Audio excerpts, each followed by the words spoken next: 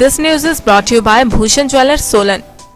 पंचायती राज संस्थाओं के कानूनी अधिकारों को लेकर हिमाचल प्रदेश विधिक सेवा प्राधिकरण के तत्वावधान में सिरमौर जिला विधिक सेवा प्राधिकरण के तहत उपमंडल स्तरीय विधिक सेवा समिति नाहन ने पंचायत प्रतिनिधियों व खंड विकास अधिकारियों के साथ पंचायत के अफसरों के लिए 1 दिवसीय वेबिनार का आयोजन किया।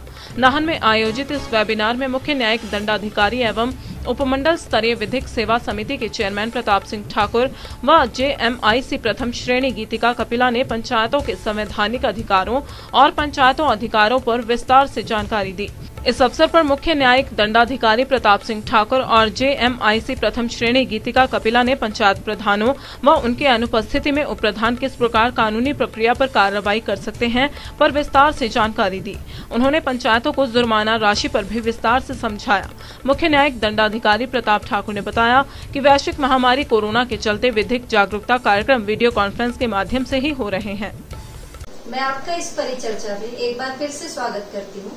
अब हम विषय को आगे बढ़ाते हुए आदेश जो ग्राम पंचायत पारित कर सकती है तथा इसकी न्यायिक शक्तियों पर अंकुश इत्यादि बारे चर्चा करेंगे।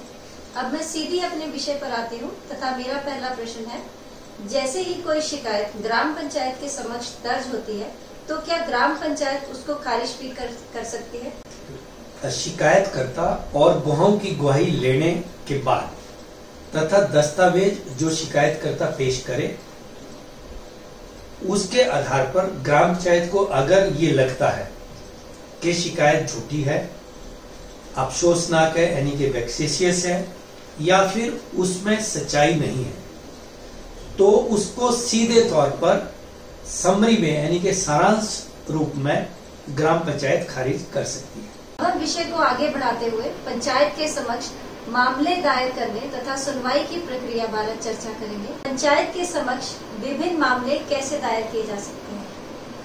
कोई भी व्यक्ति फौजदारी मामला, दीवानी मामला और गुजारा भत्ता से जो संबंधित मामला है वो संबंधित जो ग्राम पंचायत के प्रधान है या उनकी अब्सेंस में, उनकी अनुपस्थिति में उप प्रधान के पास मौखिक और लिखित रूप ये दोनों प्रकार से जो है वो दायर कर सकते हैं। क्या न्यायालय शुल्क जो पंचायत के समक्ष कार्यवाही के लिए अदा करनी होगी वह हिमाचल प्रदेश कोर्ट फीस अधिनियम 1968 के अनुसार अदा करनी होगी? नहीं, मैं आपको यह बता दूं कि इस अधिनियम के तहत जितनी भी कार्रवाई है उनके लिए हिमाचल प्रदेश कोर्ट फीस अधिनियम 1968 जो है लागू नहीं होगा। अब हम अपनी इस परिचर्चा को आगे बढ़ाते हुए पक्षपात व गवाहों को समन बारा चर्चा करेंगे। श्रीमान जी, मेरा आपसे प्रश्न है कि ग्राम पंचायत के समक्ष पक्षकारों एवं गवाहों को किस प्रकार बुलाया जाएगा?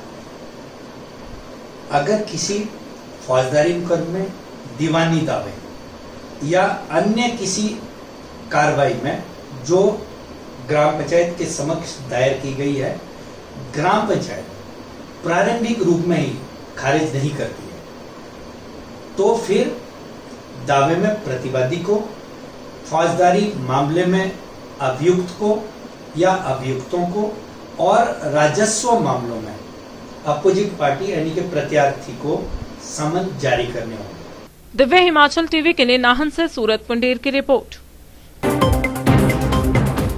पारंपरिक व आधुनिक आभूषणों को लेकर प्रदेश में ब्रांड बन चुका भूषण ज्वेलर्स सोलन अपने ग्राहकों के लिए विस्तृत रेंज उपलब्ध करवा रहा है।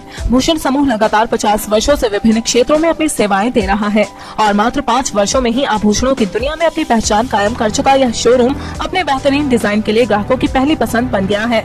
आभूषण चाहे सोने के हो या फिर हीरे व चांदी के, इनके डिजाइन का कोई सानी नहीं है। वैरायटी, विश्वसनीयता और ग्राहकों की उम्मीदों पर खरा उतरने का संकल्प लिए यह ब्रांड निरंतर सफलता के नए आयाम स्थापित कर रहा है। भूषण ज्वेलर्स के MD विनय गुप्ता का कहना है कि न्यू वैरायटी, न्यूनतम मेकिंग चार्जेस, ढेरों उपहार व शोरूम में अपनेपन का एहसास हमें अन्य ब्रांड से जुदा करता है। इसी वजह से आज हम ग्राहकों के दिलों पर राज कर रहे हैं। तो अगर आप भी आभूषण खरीदना चाहते हैं तो चले आइए आज ही भूषण ज्वेलर्स सोलन।